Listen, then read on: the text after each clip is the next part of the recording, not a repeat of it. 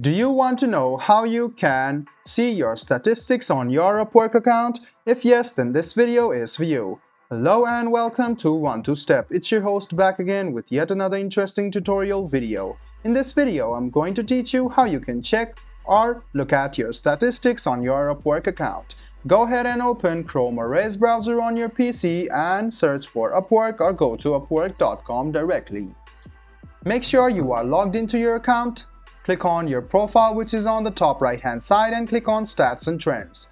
This is your statistics page. You can see your earnings over here. Click on Transaction History and you can see your job success score, and you can learn about it more if you click Learn More. If you scroll a bit down, you can see your profile matrix. You can see your profile views, invites, impression and clicks with just a simple click on your fingers.